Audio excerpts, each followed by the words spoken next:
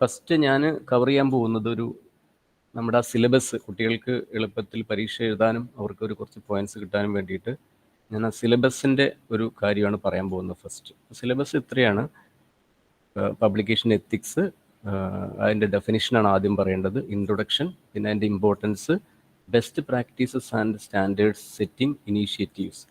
അത് പറഞ്ഞാൽ അത് COP, കമ്മിറ്റി ഓൺ പബ്ലിക്കേഷൻ എത്തിക്സും, പിന്നെ വേൾഡ് അസോസിയേഷൻ ഓഫ് മെഡിക്കൽ എഡിറ്റേഴ്സിൻ്റെ ഒരു ഓർഗനൈസേഷനുമാണ് അതിൻ്റെ അകത്ത് വരുന്നത്. പിന്നെ രണ്ടാമത് വരുന്ന ഇതിൽ പബ്ലിക്കേഷൻ എത്തിക്സ്, ഇതിൻ്റെ കോൺഫ്ലിക്റ്റ് ഓഫ് ഇൻട്രസ്റ്റ് എന്ന് പറഞ്ഞാൽ എന്താണ്, പബ്ലിക്കേഷൻ മിസ്കണ്ടക്ട് എന്ന് പറഞ്ഞാൽ എന്താണ്, definition, concept, problems that lead to unethical behaviour and vice versa, types.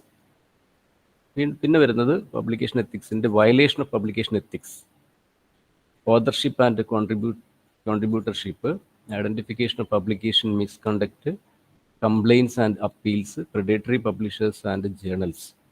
ഇത്രയാണ് ഇതിൻ്റെ അകത്ത് വരുന്നത്. അപ്പം എനിക്ക് തോന്നുന്നത് ആദ്യം തന്നെ നമ്മൾ സ്റ്റാർട്ടിങ്ങിൽ ഒരു എത്തിക്സിനെ ഡിഫൈൻ ചെയ്തുകൊണ്ട് തുടങ്ങുന്നതായിരിക്കും നല്ലതെന്ന് തോന്നുന്നു. കാരണം ethics is the field of philosophy that investigates moral principles that govern a person's behaviour, also called moral philosophy എന്ന് പറഞ്ഞിട്ട് നിങ്ങൾ തുടങ്ങുന്നതായിരിക്കും നല്ലത്. എത്തിക്സ് ഹ്യൂമൻ ആക്ഷൻസിനെ ഇവാലുവേറ്റ് ചെയ്യാനാണ് നമ്മൾ ഉപയോഗിക്കുന്നത്.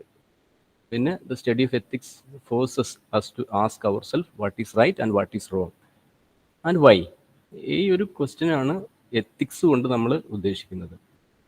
പിന്നെ എത്തിക്സിന് 3 ബ്രാഞ്ചസ് ഉണ്ട്: meta ethics, normative ethics, applied ethics. അതിൽ ഈ അപ്ലൈഡ് എത്തിക്സ് ആണ് നമ്മളിന്ന് കാണുന്ന എല്ലാ ഫീൽഡിലും അപ്ലൈ ചെയ്തിരിക്കുന്നത്. ഇപ്പം medical ethics, business ethics, engineering ethics, environmental ethics, അങ്ങനെ എല്ലാ മേഖലയിലും എത്തിക്സിൻ്റെ ആപ്ലിക്കേഷനുണ്ട്. എത്തിക്കൽ വേയിൽ നമ്മൾ കാര്യങ്ങൾ ചെയ്യുക, സർജറി ചെയ്യുക, പബ്ലിഷ് ചെയ്യുക, അതിൻ്റെ ഭാഗം തന്നെയാണ് എത്തിക്കൽ പബ്ലിഷിംഗ് എത്തിക്സും വരുന്നത്. അപ്പോൾ ഒരു അപ്ലൈഡ് എത്തിക്സിൻ്റെ പാർട്ടാണ്.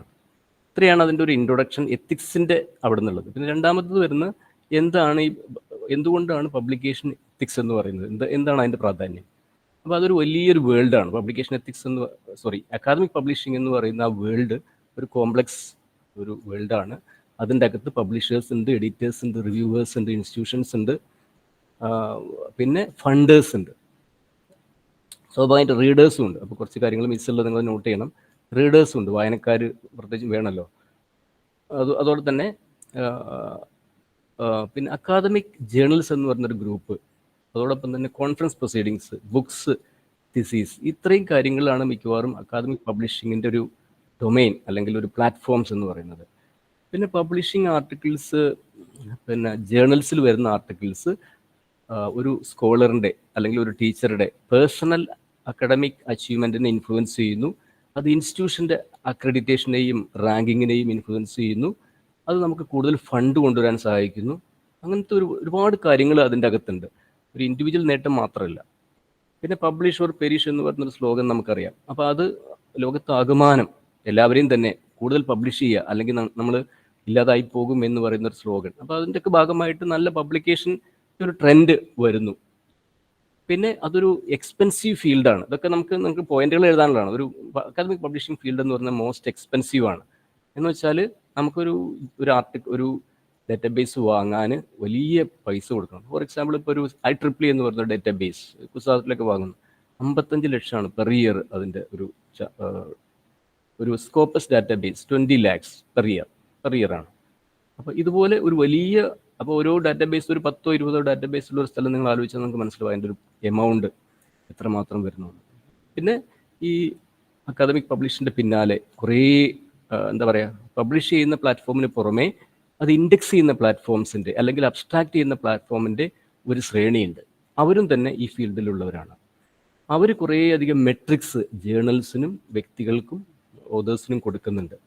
അപ്പോൾ ആ ഒരു എല്ലാം കൂടിയിട്ടുള്ളൊരു വലിയ, അതാണ് കോംപ്ലക്സ് വേൾഡ് എന്ന് പറയുന്നത്. ഇവരെല്ലാം കൂടിയിട്ടുള്ളൊരു, പിന്നെ നമ്മൾ അക്കാദമിക് ഇൻസ്റ്റിറ്റ്യൂഷൻസ് ഉണ്ട്, റാങ്കിങ് ഉണ്ട്, എല്ലാം വരുന്നുണ്ട്. അതാണ് അതിനെക്കുറിച്ച് പറയാനുള്ളത്. ഇനി എങ്ങനെയാണ് പബ്ലിക്കേഷനിൽ എത്തിക്സ് വരുന്നത്, അക്കാദമിക് പബ്ലിഷിങ്ങിൽ എങ്ങനെ എത്തിക്സ് വരുന്നതെന്ന് വെച്ചാൽ ഒരുപാട് അൺഎത്തിക്കൽ പ്രാക്ടീസ് ഈ അക്കാദമിക് പബ്ലിഷിങ്ങിൻ്റെ ഫീൽഡിൽ വരുന്നുണ്ട്.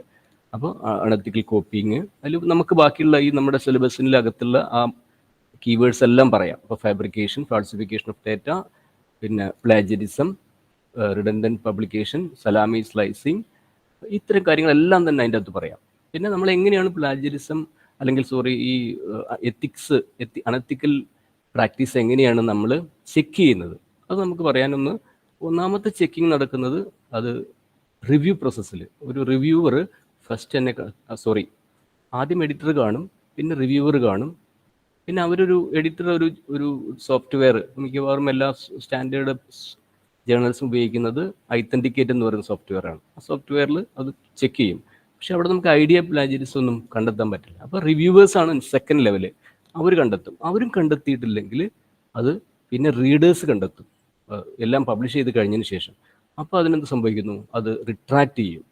അപ്പോൾ ഒരുപാട് റിട്രാക്റ്റഡ് ആർട്ടിക്കിൾസ് നമുക്കിപ്പോൾ കാണാൻ പറ്റും. ഞാനിപ്പോൾ അതെല്ലാം കാണിക്കാം. റിട്രാക്റ്റഡ് ആർട്ടിക്കിൾസ് കാണാൻ പറ്റും. ഒരുപാട് പ്ലാജരിസം കൊണ്ടൊക്കെ വേൾഡിൽ കുറേ ഫാക്കൽറ്റി മെമ്പേഴ്സിനും റിസർച്ച് സ്കോളേഴ്സിനും ഒക്കെ പൊസിഷൻസ് നഷ്ടപ്പെട്ട കഥകൾ നമ്മൾ നിത്യേന വായിക്കുന്നു. അപ്പോൾ അതൊക്കെ തന്നെ ആ സ്ഥാപനത്തിനും രാജ്യത്തിനും എല്ലാം തന്നെ ആ വ്യക്തിക്കും വലിയ നഷ്ടങ്ങളുണ്ടാക്കും. അപ്പോൾ അതുകൊണ്ട് തന്നെ എത്തിക്സ് ഇൻകോപ്പറേറ്റ് ചെയ്യേണ്ടത് വളരെ വളരെ പ്രധാനപ്പെട്ടതാണെന്ന് പറയാം. ഓക്കെ. പിന്നെ ഈ best practice and standard setting initiative എന്നുള്ള ഭാഗത്ത് നമുക്ക് പറയാനുള്ളത്, എല്ലാ സ്റ്റാൻഡേർഡ് പബ്ലിഷേഴ്സും അവരുടെ ജേർണൽസിൻ്റെ റൈറ്റേഴ്സിന് വേണ്ടിയിട്ട്, ഓതേഴ്സിന് വേണ്ടിയിട്ട് എത്തിക്കൽ ഗൈഡ് ലൈൻസ് കൊടുത്തിട്ടുണ്ട്, എല്ലാ സ്റ്റാൻഡേർഡ് പബ്ലിഷേഴ്സും. അപ്പോൾ സ്റ്റാൻഡേർഡ് പബ്ലിഷേഴ്സിൻ്റെ പേരാണ് ഈ കൊടുത്തിരിക്കുന്നതൊക്കെ. Elsevier, Wiley, Springer, Sage, Emerald, IEEE, Oxford, Cambridge, അതൊക്കെ പ്രധാനപ്പെട്ട പബ്ലിഷേഴ്സിൻ്റെ പേരുകളാണ്. പിന്നെ സ്റ്റാൻഡേർഡ് സെറ്റിംഗ് ചെയ്തിരിക്കുന്നത് കോപ്പ് എന്ന് പറയുന്ന committee on publishing ethics, UK based ഒരു ഓർഗനൈസേഷൻ. ഇത് ആക്ച്വലി നമ്മുടെ എഴുത്തുകാർക്ക് വേണ്ടിയുള്ളതല്ല, പക്ഷേ എഴുത്തുകാർക്ക് അത് നോക്കാം. ഇത് കാര്യം ഫോക്കസ് ചെയ്യുന്നത് പബ്ലിഷേഴ്സിന് വേണ്ടി. അതായത് ഒരാൾ അണത്തിക്കൽ ബിഹേവിയർ പിടിച്ചു കഴിഞ്ഞാൽ എന്ത് ചെയ്യണം എന്നുള്ളത് കോപ്പിൻ്റെ സ്റ്റാൻഡേർഡ്സ് നോക്കിയാണ് അവർ തീരുമാനിക്കുന്നത്. അതുപോലെ തന്നെ WAME, world association of medical editors. പിന്നെ നെക്സ്റ്റ് വരുന്നത് ഇതാണ് അവരുടെ കോപ്പിൻ്റെയും ഈ വാമിയുടെയും ഇതാണ് ഞാൻ വെച്ചത്. പിന്നെ കോൺഫ്ലിക്റ്റ് ഓഫ് ഇൻട്രസ്റ്റ് അടുത്ത് വരുന്ന എലമെൻറ്റ്. അത് നമ്മൾ നോർമലി എനിക്ക് തോന്നുന്നത്, നമ്മൾ ആർട്ടിക്കിൾ സബ്മിറ്റ് ചെയ്യുന്ന സമയത്ത് അവസാനം നമ്മളോട് ചോദിക്കും, മാനുസ്ക്രിപ്റ്റിൻ്റെ അവസാനം നമ്മളോട് ചോദിക്കും എന്തെങ്കിലും കോൺഫ്ലിക്റ്റ് ഓഫ് ഇൻട്രസ്റ്റ് ഉണ്ടോ എന്ന്. ഉണ്ട് എന്ന് പറഞ്ഞാൽ അത് മിക്കവാറും പബ്ലിഷ് ചെയ്യില്ല മിക്കവാറും. അല്ലെങ്കിൽ അതിൻ്റെ ലെവൽ ഓഫ് ഒരു ഇൻറ്റഗ്രിറ്റി, എന്താ പറയുക, ഒരു ഇൻറ്റൻസിറ്റി നോക്കിയിട്ട് അവരത് ചെയ്യും. ഓക്കെ. അപ്പോൾ അതാണ് അതിനെക്കുറിച്ച് പറയാനുള്ളത്. പിന്നെ last area publication misconduct, definition, concept, problems that lead to. അപ്പോൾ ഇത് നേരത്തെ പറഞ്ഞ കാര്യങ്ങൾ തന്നെയാണ്. Copyright violations, unethical way of publishing, പിന്നെ പ്ലാജരിസം അതിൻ്റെ അകത്ത് വരുന്നുണ്ട്. അപ്പോൾ നേരത്തെ പറഞ്ഞ അതേ എലിമെൻറ്റ്സ് തന്നെ നമുക്ക് ഇവിടെയും വെക്കാം, ഈ എന്തൊക്കെയാണ് അതെന്നുള്ളത്. പിന്നെ വരുന്നത് ഡേറ്റ ഫാബ്രിക്കേഷൻ. ഇനി അതിൻ്റെ ഓരോന്നും, ഇതിപ്പോൾ ഈ ഒരു കാര്യം പബ്ലിക്കേഷൻ മിസ്കണ്ടക്ട് എന്തൊക്കെയാണെന്നുള്ളതിൻ്റെ എല്ലാ കാര്യങ്ങളും നമുക്ക് ഇതുപോലെ പറയാം. ഡേറ്റ ഫാബ്രിക്കേഷൻ ആൻഡ് ഫാൾസിഫിക്കേഷൻ എന്താണ് അതുകൊണ്ട് ഉദ്ദേശിക്കുന്നത്. റിസർച്ചർ ചെയ്യാത്ത സ്റ്റഡി എടുക്കുക, ചെയ്ത സ്റ്റഡിയുടെ ഡേറ്റ മാനിപ്പുലേറ്റ് ചെയ്യുക, രണ്ട് കാര്യങ്ങൾ. പിന്നെ പ്ലാജരിസം എന്താണ്, നമുക്ക് എല്ലാവർക്കും ഇന്നറിയാം. പ്ലാജരിസം എന്ന് പറഞ്ഞാൽ ടെക്സ്റ്റ് പ്ലാജരിസം ഉണ്ട്, ഐഡിയ പ്ലാജരിസം ഉണ്ട്, അപ്പോൾ സെൽഫ് പ്ലാജരിസം ഉണ്ട്. അതൊക്കെ തന്നെ നമുക്ക് ജസ്റ്റ് ഒന്ന് വിവരിച്ചു കൊടുക്കാം. നെക്സ്റ്റ് മൾട്ടിപ്പിൾ സബ്മിഷൻസ്, അതും നമുക്ക് അനുവദനീയമല്ല. സ്ലൈഡ്സ് മാറുന്നില്ല കേട്ടോ അല്ലേ? ഓക്കെ, ഇപ്പൊ മാറുന്നുണ്ടല്ലേ? ഇപ്പൊ മാറി. അപ്പം എന്താ സാർ പറയാം? Okay, sorry sir. അപ്പം ഞാനിപ്പോൾ പറഞ്ഞത് ഇതാണ്, പബ്ലിക്കേഷൻ എത്തിക്സിൻ്റെ ഡെഫിനിഷൻ, ഇൻട്രൊഡക്ഷൻ, ഇമ്പോർട്ടൻസ് ഒക്കെ ഞാൻ ആ സിലബസ് ഒന്ന് കവർ ചെയ്തു. ഓക്കെ, അപ്പോൾ ഇവിടെ എത്തി, ഇത് കഴിഞ്ഞു. ഓക്കെ,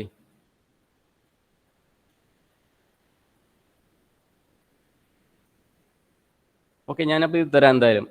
നിങ്ങൾക്കത് ഞാൻ ജസ്റ്റ് ഒന്ന് അതിൻ്റെ ഇൻട്രൊഡക്ഷൻ പറഞ്ഞതിന് ശേഷം ഞാനത് ഓരോന്നും കാണിക്കാം. ഡേറ്റ ഫാബ്രിക്കേഷൻ, പ്ലാജരിസം, മൾട്ടിപ്പിൾ സബ്മിഷൻസ് നമുക്ക് അനുവദനീയമല്ല. അപ്പോൾ ഇത് ഞാൻ സ്പ്രിംഗറിന് കോപ്പി പേസ്റ്റ് ചെയ്തൊരു അതാണ് സ്പ്രിംഗറിന് അവിടെ വെച്ചിട്ടുള്ളത്. എന്താണ് മൾട്ടിപ്പിൾ സബ്മിഷൻസ്. ഒരേ സമയം 2 ജേണലിലേക്ക് അയച്ചു കൊടുക്കുക. അപ്പം നമ്മൾ പറയാറുണ്ടല്ലോ 6 മാസം പിടിക്കും, 9 മാസം പിടിക്കും. അപ്പം ഞങ്ങൾ ഒന്നും കൂടി ഒരെണ്ണത്തിന് അയച്ചു കൊടുത്തു. തെറ്റാണത്, ചെയ്യാൻ പാടില്ല, അണത്തിക്കലാണ്. റിഡൻഡൻറ്റ് പബ്ലിക്കേഷൻ, റിപ്പീറ്റഡ് പബ്ലിക്കേഷൻ, ഒരേ കാര്യം തന്നെ റിപ്പീറ്റ് ചെയ്യുക. അതിൽ വേറൊരു വേരിയേഷനാണ് സലാമി സ്ലൈസിങ്. ഒരു ബ്രെഡിനെ നമ്മൾ പല പീസാക്കുന്ന പോലെ ഒരു ആർട്ടിക്കിളിനെ പല പീസാക്കി പബ്ലിഷ് ചെയ്യുക. പിന്നെ improper author contribution or attribution, അതായത് ഇല്ലാത്ത ഓതേഴ്സിനെ എഴുതാത്ത ഓതേഴ്സിനെ ഒക്കെ ഓതേഴ്സായിട്ട് കൊടുക്കുക. ഓക്കെ, അപ്പോൾ ചിലർ ഒറിജിനൽ ഓതേഴ്സിനെ കൊടുക്കാതിരിക്കും. ഇപ്പം നമുക്ക് കുസാറ്റിലൊക്കെ അല്ലെങ്കിൽ വേറെ യൂണിവേഴ്സിറ്റിയിലൊക്കെ നിങ്ങൾ എത്തിക്കൽ കമ്മിറ്റിയിൽ പോയി കഴിഞ്ഞാൽ അറിയാൻ പറ്റും ഇഷ്യൂസ് നടക്കുന്നത്. അപ്പോൾ നമ്മൾ വർക്ക് ചെയ്തു, പക്ഷേ ആർട്ടിക്കിൾ പബ്ലിഷ് ചെയ്ത സമയത്ത് നമ്മൾ വെച്ചില്ല.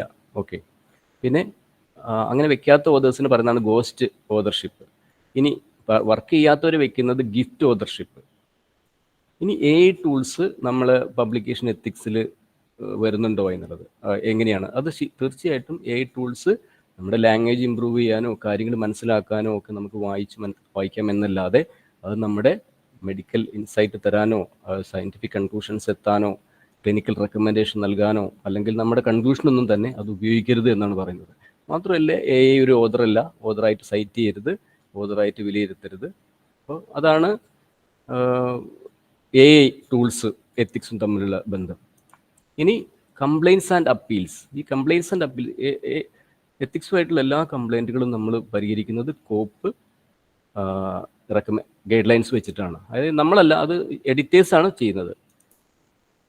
ഇനി പ്രിഡേറ്ററി പബ്ലിഷേഴ്സ് ആണ് ലാസ്റ്റ് അതിൻ്റെ. എന്താണ് predatory publishers? Fake publishers, dubious journals, പിന്നെ അല്ലെങ്കിൽ ക്ലോൺ ജേണൽസ്, ഇതൊക്കെ അതിൻ്റെ മറ്റ് പേരുകളാണ്. അപ്പോൾ അവരെന്ത് ചെയ്യും വെച്ചാൽ ഫാൾസ് ക്ലെയിംസ് നടത്തും. ഇൻഡെക്സിങ്, ഞങ്ങൾ അവിടെ ഇൻഡെക്സറാണ്, ഇവിടെ ഇൻഡെക്സറാണെന്ന് പറയും. അതുപോലെ തന്നെ അവർ പബ്ലിഷ് എനിത്തിങ് അപ്പോൺ പേയ്മെൻറ്റ്. ഒരു പേയ്മെൻറ്റ് വാങ്ങിയിട്ട് അവരെന്തും പബ്ലിഷ് ചെയ്യും. ഒരു അൺറിലേറ്റഡ് സബ്ജക്ട്സ് ഒരേ സമയം കോവിഡ് പറയും, ഒരേ സമയം ഹൈസ്കൂൾ എഡ്യൂക്കേഷൻ പറയും, ഒരേ സമയം ഗ്രാമപഞ്ചായത്തിനെ കുറിച്ച് പറയും. അങ്ങനെ എല്ലാ ആർട്ടിക്കിൾസും മിക്സ് ചെയ്യും. പിന്നെ പിയർ റിവ്യൂ പ്രോസസ്സ്, അത് ഇതിൻ്റെ ഹൃദയമാണെന്ന് പറയും. നമ്മൾ സ്കോളർലി പബ്ലിഷിങ്ങിൻ്റെ ഹൃദയം എന്ന് പറയുന്നത് പിയർ റിവ്യൂ പ്രോസസ്സാണെന്ന് പറയും. പക്ഷേ അത് അവിടെ ആബ്സെൻ്റാണ്. നമുക്ക് അഥവാ നമ്മൾ തെറ്റായിട്ട് ഒരെണ്ണത്തിൽ പബ്ലിഷ് ചെയ്തു, അത് റിട്രാക്ട് ചെയ്യാൻ നമുക്ക് ഭയങ്കര പാടാണ്. നമുക്ക് മിക്കവാറും അവരെയൊന്നും കമ്മ്യൂണിക്കേറ്റ് ചെയ്യാൻ പറ്റില്ല. പിന്നെ അവർ ബാക്ക് ഡേറ്റഡ് പബ്ലിഷ് ചെയ്യും. അതായത് 2024 ഇത്, 2021 വെച്ച് വേണമെങ്കിൽ അവർ പബ്ലിഷ് ചെയ്ത് തരും നമുക്ക്. അപ്പോൾ അതിൻ്റെ 2 ലിങ്ക് ഇവിടെ ഞാൻ വെച്ചിട്ടുണ്ട്. ഒന്ന് നമ്മുടെ മുൻ UGC vice chairman Bhushan Patwardhan സാറിൻ്റെ നേച്ചറിൽ വന്നൊരു ആർട്ടിക്കിളാണ്. ഇത് UGC കേരളിച്ച് ക്ലോൺ ജേർണൽസിൻ്റെ ഒരു ലിസ്റ്റാണ്. അപ്പോൾ ഇത്രയാണ് ഇതിൻ്റെ അകത്ത് നമ്മുടെ സിലബസ് കവർ ചെയ്യുന്നത്. ഇത്രയാണ്. ആ സിലബസ് ജസ്റ്റ് ഒന്ന് കാണിച്ചെന്നുള്ളൂ. ഇനി ഞാൻ കാണിക്കാൻ പോകുന്നത് ഓരോ കേസുകളും എങ്ങനെയാണ് വരുന്നത് എന്നുള്ളത് നോക്കിയിട്ട് എന്താണ് പിന്നെ നമുക്ക് UGC കെയർ എന്ത് പറയുന്നു, സ്കോപ്പസ് എന്ത് പറയുന്നു, പബ്ലിഷേഴ്സ് എന്ത് പറയുന്നു, എന്താണ് റിട്രാക്ഷൻ എന്ന് പറയുന്നത്. അപ്പോൾ ഞാൻ ആദ്യം തന്നെ ഇതിൻ്റെ ഒരു കേസ് സ്റ്റഡീസിലേക്ക് പോകാം.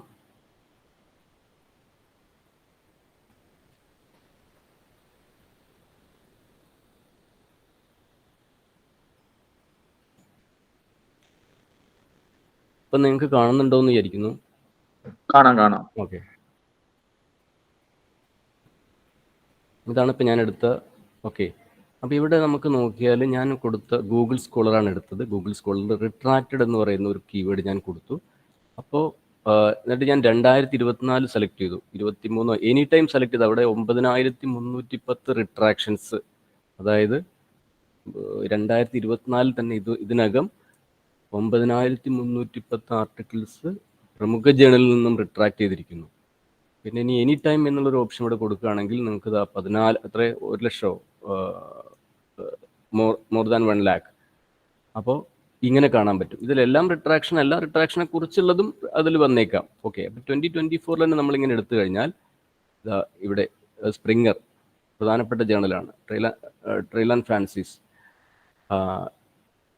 സയൻസ് ഡയറക്റ്റ് പ്രധാനപ്പെട്ട ജേണലാണ്. ഫോർ എക്സാമ്പിൾ ഇപ്പം നമ്മളിതൊന്ന് ക്ലിക്ക് ചെയ്യുക, food control retract the effect of different. Okay, അവരോട് പറഞ്ഞിട്ടുണ്ട് this article has been retracted, please see Elsevier policy on article withdrawal. Okay, article has been retracted at the request of the authors. Parts of the data used in this article were obtained in a different lab and the authors did not have the required approval to use the data. അപ്പം അവിടെ ഇതാണ് ഈ പ്രശ്നം കൊണ്ട് authors തന്നെ ആ article retract ചെയ്യാൻ പറഞ്ഞു. അത് അവർ റിട്രാക്ട് ചെയ്തു. ഈ ഒരു രൂപത്തിൽ നമുക്ക് ഇതിന് എന്താ പറയുക, റിട്രാക്ഷൻ കാണാൻ പറ്റും. ഇനി ഒരുപാട് ഇതുപോലെ നമുക്ക് അടിച്ചു നോക്കാം. റിട്രാക്ഷൻ എന്ന് പറയുന്ന ജേണലിൻ്റെ അകത്ത് പോയാലും കാണാൻ പറ്റും. റിട്രാക്റ്റഡ് കേരള എന്നൊരു കീവേഡ് അഡീഷണൽ കൊടുക്കുകയാണെങ്കിൽ കേരളത്തെക്കുറിച്ചുള്ളതോ കേരളത്തിൽ നിന്നുള്ളതോ ആയിട്ടുള്ള റിട്രാക്ഷൻസ് നമുക്ക് കാണാൻ പറ്റും. റിട്രാക്റ്റഡ്. ഓക്കെ, ഞാൻ ആരെങ്കിലും എന്താ പ്രത്യേകം എടുത്തു പറയാനല്ല, നമുക്ക് അറിയാം. അതായത് ഏതൊരു യൂസേഴ്സിനും ഇത് ഇങ്ങനെ അറിയാൻ പറ്റും ഒരു റിട്രാക്ഷൻ വന്നിട്ടുണ്ടോ എന്നുള്ളത്. ഓക്കെ, അപ്പോൾ അതാണ് റിട്രാക്ഷൻ. ഇനി ഞാൻ നിങ്ങൾക്ക് കാണിക്കാൻ പോകുന്നത് നമ്മുടെ ജേണൽസിൻ്റെ ഒരു എന്താ പറയുക, എത്ര ജേണൽസ് ഉണ്ട്, അക്കാദമിക് ജേണൽസ് എന്ന് പറയുന്നത് എത്രയുണ്ട്. ആർക്കെങ്കിലും അതിനെക്കുറിച്ച് എന്തെങ്കിലും ഐഡിയ ഉണ്ടോ? എത്ര ജേണൽസ് നമ്മുടെ ലോകത്ത് നിലവിലുണ്ട് എന്നതിനെക്കുറിച്ച് എന്തെങ്കിലും ഐഡിയ ഉണ്ടോ? അല്ലെങ്കിൽ എങ്ങനെയാണ് നമ്മൾ ജേണൽസ് അറിയുക, അല്ലെങ്കിൽ ഏത് ജേണൽസിനാണ് നമ്മൾ പബ്ലിഷ് ചെയ്യുക, എങ്ങനെയാണ് നമ്മൾ ജേണൽസ് സെലക്ട് ചെയ്യുക പബ്ലിഷ് ചെയ്യാൻ വേണ്ടിയിട്ട്? Any idea?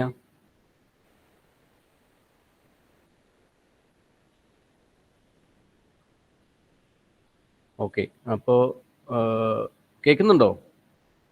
കേൾക്കാം മാസ്റ്റർ. ഓക്കെ, അപ്പം ഞാൻ ഫസ്റ്റ് പറയുന്നത് എവിടെ നിന്നാണ് ജേണൽ സെലക്ട് ചെയ്യുന്നത്. നമുക്ക് ലോകത്ത് ഒരുപാട് ജേണൽസ്, ഇപ്പം 1,00,000 അല്ലെങ്കിൽ 1,50,000 ജേണൽസ് ഒക്കെ ഉണ്ടാവുമായിരിക്കും. ഓക്കെ, പക്ഷേ ഇന്ന് ലോകത്ത് ജേണൽസ് സെലക്ട് ചെയ്യാൻ വേണ്ടിയിട്ട് കുറച്ച് ഡേറ്റാബേസുകളുണ്ട്, അല്ലെങ്കിൽ കുറച്ച് അതോറിറ്റി എന്താ പറയുക, കുറച്ച് പ്ലാറ്റ്ഫോംസിൻ്റെ ജേണൽ സെലക്ഷന് വേണ്ടിയിട്ട് സഹായിക്കുന്ന എന്ത് ജേണൽസ് സെലക്ട് ചെയ്യണം എന്ന് പറയുന്ന.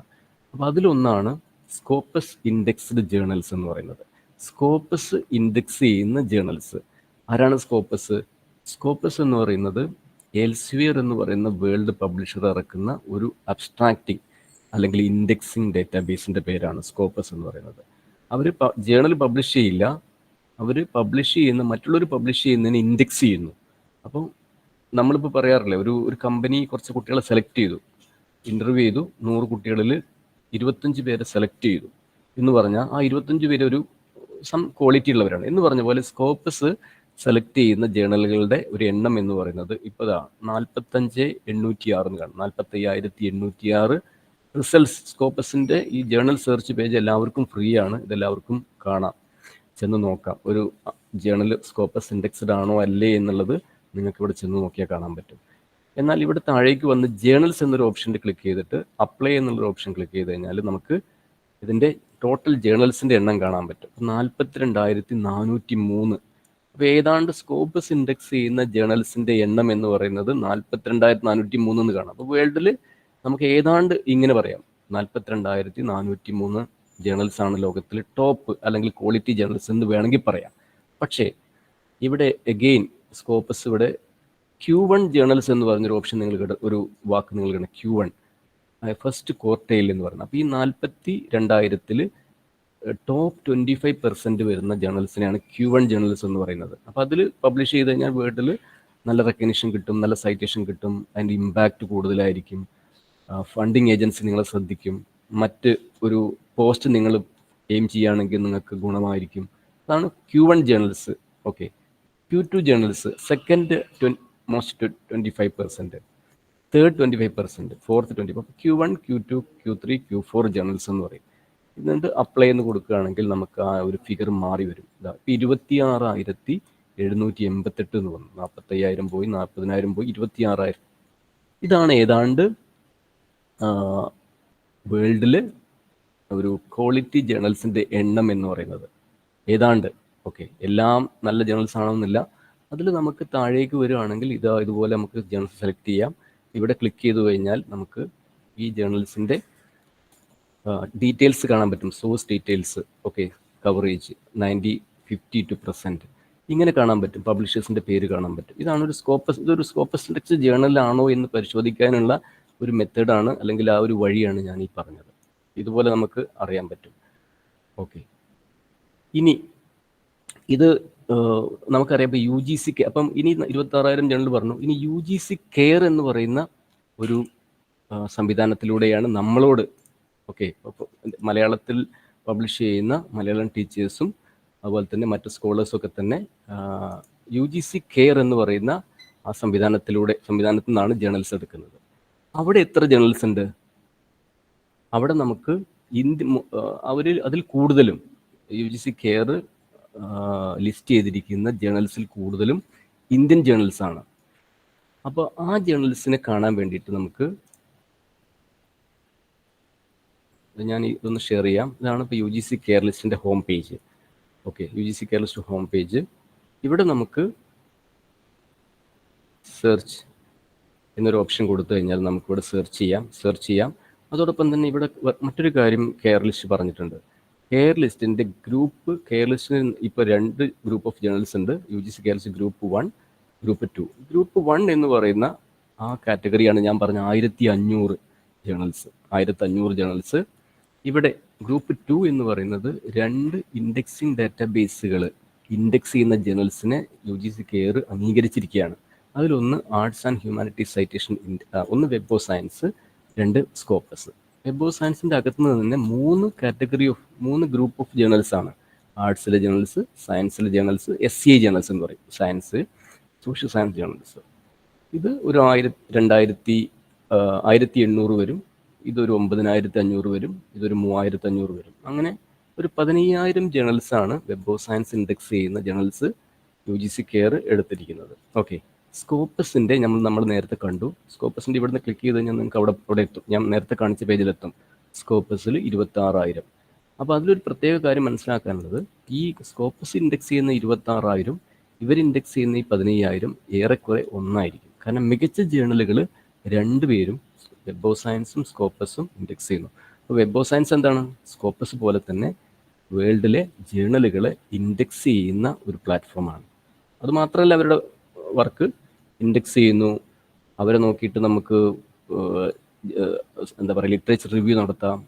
ഒരു ടോപ്പിക്കിൽ ലോകത്ത് ഇത്രയും ജേണൽസിൽ, അവർ ഇൻഡെക്സ് ചെയ്യുന്ന ജേണൽസിൽ എത്ര മാത്രം ആർട്ടിക്കിൾ പബ്ലിഷ് ചെയ്തു, അതാരാണ് പബ്ലിഷ് ചെയ്തത്, ഏത് സ്ഥാപനമാണ് പബ്ലിഷ് ചെയ്തത്, അത് ഏത് യൂണിവേഴ്സിറ്റിയിൽ നിന്നാണ് പബ്ലിഷ് ചെയ്തത്, അങ്ങനത്തെ എല്ലാ വിവരങ്ങളും നൽകുന്ന 2 സോഴ്സുകളാണ് വെബ് ഓഫ് സയൻസും സ്കോപ്പസും.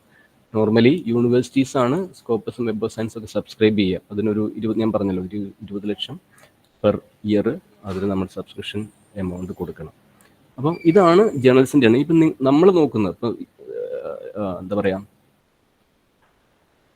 മലയാളം സ്കോളേഴ്സിന് നോക്കാൻ വേണ്ടിയിട്ട് നമുക്കറിയായിരിക്കും. എന്നാലും സെർച്ച് എന്നുള്ള ഓപ്ഷൻ കൊടുക്കുന്നു. സെർച്ച് എന്നുള്ള ഓപ്ഷൻ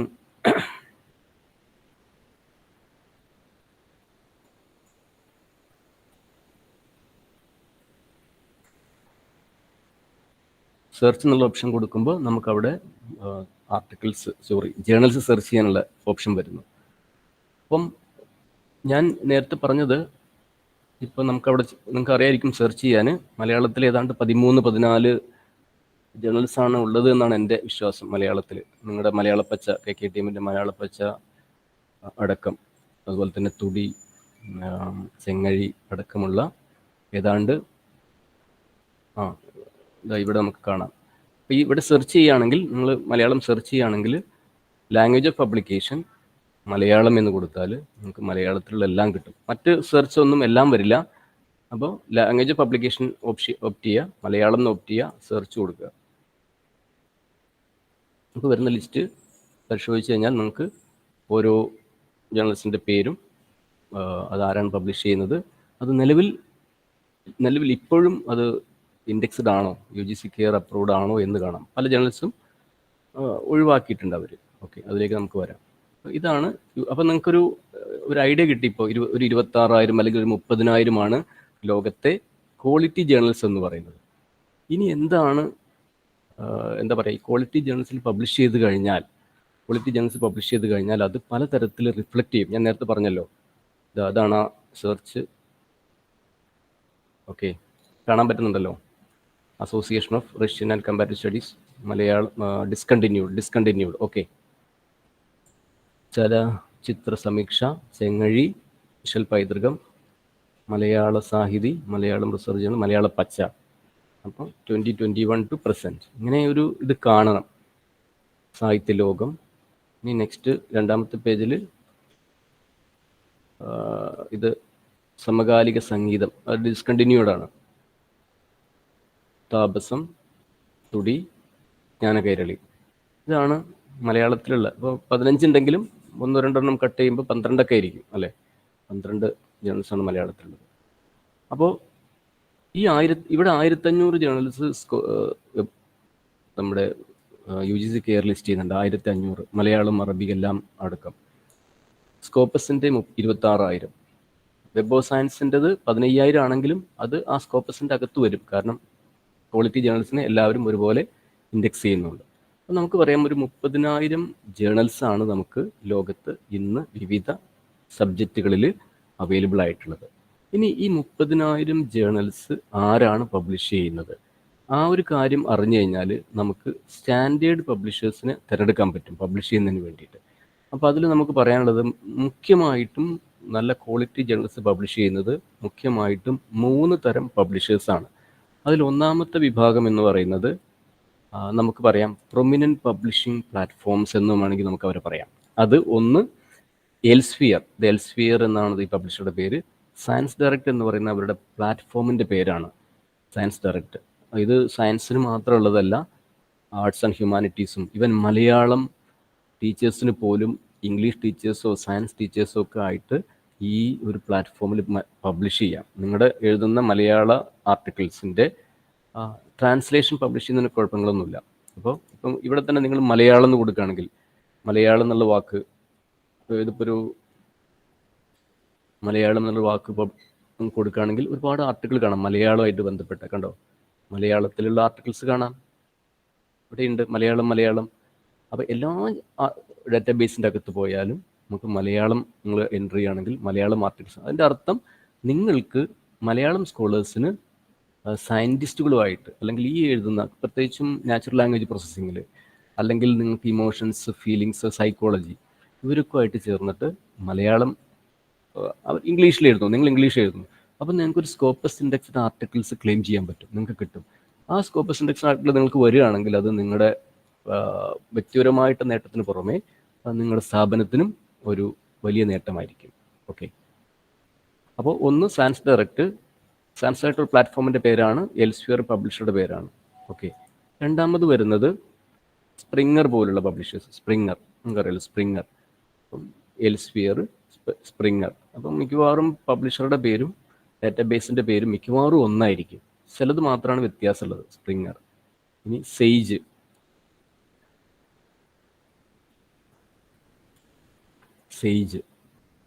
സെയ്ജ് ജേണൽസ്. പിന്നെ ഒരെണ്ണം എമറാൾഡ്.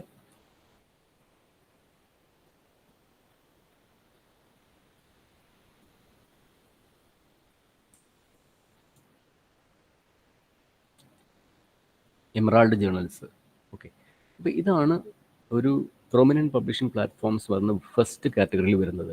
രണ്ടാമത്തെ കാറ്റഗറി എന്ന് പറയുന്നത് ഇൻസ്റ്റിറ്റ്യൂഷൻസ് ആണ്. ഇൻസ്റ്റിറ്റ്യൂഷൻസ് പബ്ലിഷ് ചെയ്യുന്ന ജേണൽസ് ക്വാളിറ്റി ജേണൽസ് ആയിരിക്കും. ക്വാളിറ്റി ജേണൽസ് പബ്ലിഷ് ചെയ്യുന്ന 3 കാറ്റഗറി ഓഫ് പീപ്പിളിനെയാണ് ഞാൻ പറയുന്നത്. ഒന്നാമത് വരുന്നത് പ്രൊമിനൻറ്റ് പബ്ലിഷേഴ്സ് ലൈക്ക് ഈ എൽസ്ഫിയർ, സ്പ്രിങ്ങർ, സെയ്ജ്, റിലൻ Francis, Wiley, Nature, et cetera. Okay, രണ്ടാമത്തെ കാറ്റഗറി ഇൻസ്റ്റിറ്റ്യൂഷൻസ്, വലിയ വലിയ യൂണിവേഴ്സിറ്റികൾ. ഇപ്പോൾ നിങ്ങളുടെ കോളേജൊക്കെ ഒരു ഇൻസ്റ്റിറ്റ്യൂഷൻ, നിങ്ങളൊരു ജേണൽ പബ്ലിഷ് ചെയ്യുന്നു, അതിന് റെപ്യൂട്ടേഷൻ ഉണ്ട്. കാരണം നിങ്ങളൊരു പ്രസ്റ്റീജിയസ് കോളേജാണ്, അവിടുത്തെ പ്രൊഫസേഴ്സാണ് അത് കൈകാര്യം ചെയ്യുന്നത്. അപ്പോൾ ആ ഒരു റെപ്യൂട്ടേഷൻ. അപ്പം ക്വാളിറ്റി ജേണൽസ് പബ്ലിഷ് ചെയ്യുന്നത് ഇൻസ്റ്റിറ്റ്യൂഷൻസ് ആണ്. കേംബ്രിഡ്ജ് കോർ എന്ന് പറയുന്ന ഈ ഒരു ഡാറ്റാബേസിലാണ് കേംബ്രിഡ്ജ് യൂണിവേഴ്സിറ്റി പ്രസ് ഇറക്കുന്ന എല്ലാ ജേണൽസും അവൈലബിൾ ആയിരിക്കുന്നത്. അതുപോലെ തന്നെ ഓക്സ്ഫോർഡ് അക്കാഡമിക് എന്ന് പറയുന്ന മറ്റൊരു പ്ലാറ്റ്ഫോം. ഓക്സ്ഫോർഡിൻ്റെ എല്ലാ ജേണൽസും വരുന്നത് ഓക്സ്ഫോർഡ് അക്കാഡമിക് എന്ന് പറയുന്ന ഈ ഒരു പ്ലാറ്റ്ഫോമിലാണ്. ഓക്സ്ഫോർഡ്. ഞാനിത് കാണിക്കാനൊരു കാരണം കൂടിയുണ്ട് കേട്ടോ. ഇതൊക്കെ തന്നെ പൈസ കൊടുത്ത് വാങ്ങേണ്ട വലിയ പൈസ ആവശ്യമുള്ള ഡാറ്റാബേസുകളാണെങ്കിലും ഇതിൻ്റെ അകത്തെല്ലാം തന്നെ ഓപ്പൺ ആക്സസ് ആർട്ടിക്കിൾസ് ധാരാളമുണ്ട്. അതുകൊണ്ട് നിങ്ങൾക്ക് എന്തൊരു ടോപ്പിക്കിലും സെർച്ച് നടത്താൻ നിങ്ങൾ മടി കാണിക്കരുത്. ഇവിടെ സെർച്ച് കൊടുക്കുക. അപ്പം ഇവിടെ തന്നെ മലയാളം മലയാളം എന്നുള്ള സെർച്ച് കൊടുക്കുക, അല്ലെങ്കിൽ എന്തെങ്കിലും നിങ്ങൾക്ക് ആവശ്യമുള്ള പഠനത്തിന് ആവശ്യമുള്ള സെർച്ച് കൊടുക്കുന്ന സമയത്ത് അത് മലയാളം സിനിമയെക്കുറിച്ചുള്ള ആർട്ടിക്കിൾ ഓക്സ്ഫോർഡ് ജേണലിൽ വന്നിട്ട് മലയാളം വെബ്, ഓക്കെ, ഇതുപോലെ ഒരുപാട് ആർട്ടിക്കിൾസ് നിങ്ങൾക്ക് കാണാൻ പറ്റും. ഇതിൽ ഓപ്പൺ ആക്സസ് എന്ന് പറയുന്ന ഏതെങ്കിലും ഒരു ഇപ്പോൾ ഗെറ്റ് ആക്സസ് നമുക്ക് ആക്സസ് ഇല്ല, ഇവിടെ കുസാറ്റിലും ഇല്ല. ഓപ്പൺ ആക്സസ് എന്ന് പറയുന്ന ഒരു ഓപ്ഷൻ ഉണ്ടെങ്കിൽ നമുക്കത് ഡൗൺലോഡ് ചെയ്തെടുക്കാം. അല്ലെങ്കിൽ നമുക്കത് യൂണിവേഴ്സിറ്റിയിലൊക്കെ പോകുമ്പോഴോ അല്ലെങ്കിൽ നമ്മുടെ ഫ്രണ്ട്സ് എവിടെയും വർക്ക് ചെയ്യുന്നവരോ ഉണ്ടെങ്കിലോ ഒക്കെ നമുക്കത് വാങ്ങാം. പക്ഷെ നമുക്ക് ഐഡൻറ്റിഫൈ ചെയ്യാം, എന്തായാലും ഇത്തരം പ്ലാറ്റ്ഫോംസിലൊക്കെ ഐഡൻറ്റിഫൈ ചെയ്യാം. ഇനി മൂന്നാമത്തെ കാറ്റഗറി എന്ന് പറയുന്നത് പ്രൊഫഷണൽ അസോസിയേഷൻസ് ഇറക്കുന്ന ജേർണൽസ് ആണ്. പെർമനൻറ്റ് പബ്ലിഷിംഗ് പ്ലാറ്റ്ഫോംസ്, യൂണിവേഴ്സിറ്റീസ് അല്ലെങ്കിൽ ഇൻസ്റ്റിറ്റ്യൂഷൻസ്, പിന്നെ പ്രൊഫഷണൽ അസോസിയേഷൻസ് ലൈക്ക് IEEE. പിന്നെ ഇവിടെയും നമുക്ക് മലയാളം എന്ന് കൊടുത്തു കഴിഞ്ഞാൽ മലയാളം എന്ന് കൊടുത്തു കഴിഞ്ഞാൽ നമുക്ക് ഒരുപാട് ആർട്ടിക്കിൾസ് കാണാൻ പറ്റും. IEEEയിൽ ഞാൻ എനിക്ക് ഒത്തിരി ആർട്ടിക്കിൾസ് ഞാൻ കണ്ടിട്ടുണ്ട്. 504 ആർട്ടിക്കിൾസ് മലയാളം എന്നുള്ള കീവേഡ്. അത് മിക്കവാറും നാച്ചുറൽ ലാംഗ്വേജ് പ്രോസസ്സിംഗ് ആയിട്ട് ബന്ധപ്പെട്ട ഇങ്ങനെ ഈ ഒരു ഓപ്ഷൻ നിങ്ങൾ കാണുകയാണെങ്കിൽ ഇത് ഓപ്പൺ ആക്സസ് ആണ്, തുറന്നിരിക്കുന്നു. ഓക്കെ, ഇത് തുറന്നിരിക്കുന്നു. ഇതൊക്കെ നമുക്ക് കുസാറ്റിൽ നമുക്ക് അവൈലബിൾ ആണ്. അപ്പോൾ ആർക്കെങ്കിലൊക്കെ ഇങ്ങനത്തെ ആർട്ടിക്കിൾസ് ഒക്കെ വേണമെന്നുണ്ടെങ്കിൽ നമുക്ക് ഇവിടുന്ന് അത് നിങ്ങൾക്ക് വന്നിട്ട് അല്ലെങ്കിൽ മെയിൽ അയച്ചിട്ട് നമുക്കത് ഒബ്റ്റെയിൻ ചെയ്യാം. കാരണം പഠന ആവശ്യത്തിന് നിങ്ങൾക്ക് ആർട്ടിക്കിൾസ് ഒക്കെ ഡൗൺലോഡ് ചെയ്യുന്നതിന് കുഴപ്പമില്ല. ഓക്കെ, ഇതുപോലെ ഒരുപാട് ആർട്ടിക്കിൾസ് ഉണ്ട്. അപ്പോൾ ഞാൻ പറഞ്ഞു വന്നത് 3 category of publishers: professional publishers, universities, professional associations. ഇനി എങ്ങനെയാണ് ഇവരൊക്കെ തന്നെ നിങ്ങൾ ഇനി ചെക്ക് ചെയ്യാൻ വേണ്ടിയിട്ട് ഞാൻ നേരത്തെ പറഞ്ഞല്ലോ, സ്കോപ്പസിൽ പോയി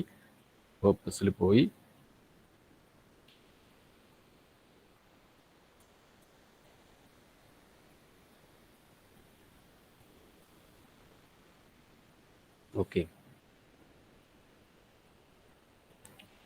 സ്കോപ്പസിൻ്റെ ഹോം പേജിൽ പോയിട്ട് സോഴ്സസ് അറിയാത്തവർക്ക് എങ്ങനെയാണ് സ്കോപ്പസിൻ്റെ ഈ ജേണൽ സെർച്ച് പേജിലേക്ക് പോകാന്നുള്ള ഗൂഗിൾ സെർച്ചിൽ സ്കോപ്പസ് സോഴ്സസ് എന്ന് കൊടുത്താൽ മതി. സ്കോപ്പസ് സോഴ്സസ് ഇവിടെ ചെല്ലാം. 45,000 എന്ന് പറഞ്ഞു. ഇപ്പോൾ ടോപ്പ് ജേണൽസ് ആണല്ലോ ആദ്യം ലിസ്റ്റ് ചെയ്തിരിക്കുന്നത്. ഇതിൻ്റെ ഏറ്റവും ലാസ്റ്റ് നമുക്കിവിടെ ഒരു ഓപ്ഷൻ ഉണ്ട്. ഇവിടെ ക്ലിക്ക് ചെയ്ത് കഴിഞ്ഞാൽ പബ്ലിഷറുടെ ഓപ്ഷൻ കാണാം. അപ്പോൾ നിങ്ങൾക്ക് ഇവിടെ നോക്കിയാൽ മനസ്സിലാവും ആരാണ് top publishers. Wiley, Springer, Elsevier, American Physical Society, IEEE, Royal Society of Chemistry, American Physiological society.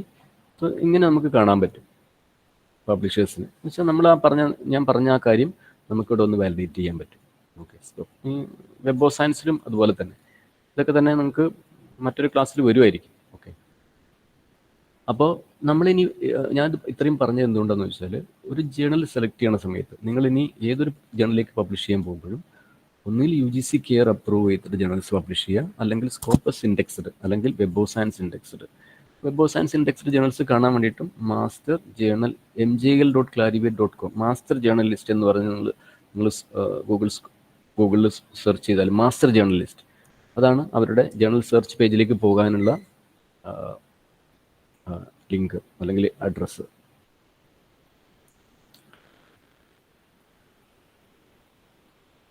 Okay, അത് നമുക്ക് അതിലേക്ക് വരാം. അപ്പോൾ എന്തായാലും ഞാനിനി പറയാൻ പോകുന്നത് എന്താണ് പിന്നെ ഈ പ്രെഡേറ്ററി ജേണൽസ് എന്ന് പറയുന്നത്. അപ്പം എനിക്ക് ഒരു സ്കോളർ ഒരു ദിവസം ഓക്കെ ഇത് വരുന്നുണ്ട്, ഇതാണ് master journal list. Okay, master journal list ഇവിടെ നമുക്ക് സെർച്ച് ചെയ്തിട്ട് ഇവിടെ നമുക്ക് കാണാൻ പറ്റും പോസ്റ്റ് സയൻസ് കവറേജ്. നേരത്തെ ഞാൻ പറഞ്ഞു SCI science citation index expanded 9467 journals. Social science 3551. Arts and humanities അത് 1800. അപ്പോൾ ഈ ആർട്സ് ആൻഡ് ഹ്യൂമാനിറ്റീസ് ആർട്ടിക്കിൾസ് ജേണൽസിലൊക്കെ തന്നെ നിങ്ങൾക്ക് പബ്ലിഷ് ചെയ്യാൻ കിട്ടും. അപ്പോൾ നിങ്ങൾക്കൊരു വെബ് ഓഫ് സയൻസ് ഇൻഡെക്സ്ഡ് ജേണലിൽ പബ്ലിഷ് ചെയ്തു എന്ന് പറയാം. ഓക്കെ, അതായത് നിങ്ങളുടെ പാരലലി നിങ്ങളുടെ UGC കെയർ, തുടി, പച്ച, ചെങ്ങഴി പോലുള്ള ജേണൽസ് പബ്ലിഷ് ചെയ്യുന്നതിന് പുറമെ അല്ലെങ്കിൽ പാരലായിട്ട് നിങ്ങൾക്ക് ഇത്തരം ജേണൽസിലും ഐഡൻറ്റിഫൈ ചെയ്തിട്ട് പബ്ലിഷ് ചെയ്യാൻ പറ്റും. അത് നിങ്ങൾ അതിന് ഇപ്പോൾ നമ്മൾ ഇൻ്റർ ഡിസിപ്ലിനറി റിസർച്ച് എന്ന് പറയുമല്ലോ, അപ്പോൾ അതിന് സയൻസ് സ്കോളേഴ്സുമായിട്ടോ സൈക്കോളജി ഇംഗ്ലീഷ് പ്രൊഫസേഴ്സുമായിട്ടൊക്കെ ചേർന്നിട്ട് നമുക്ക് ചെയ്യാൻ പറ്റുമെന്നാണ് എൻ്റെ വിശ്വാസം. ഓക്കെ, ഇനി എന്താണ് പ്രിഡേറ്ററി ജേർണൽസ് എന്ന് പറയുന്നത്. ഇപ്പം ഇത്രയും എന്തുകൊണ്ടാണ് ഇവിടെ നിന്ന് ജേർണൽ എടുക്കണം എന്ന് നമ്മൾ പറയുന്നത്? ഇവിടെ നിന്ന് എടുത്തില്ലെങ്കിൽ നമ്മൾ പ്രിഡേറ്ററി ജേർണൽസിൻ്റെ ചതിയിൽപ്പെടും. അപ്പം എനിക്കൊരു സ്കോളർ എനിക്കൊരു വിളി വന്നു ഒരു ദിവസം.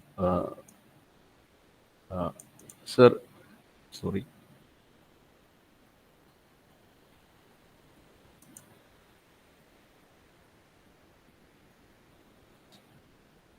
just a minute.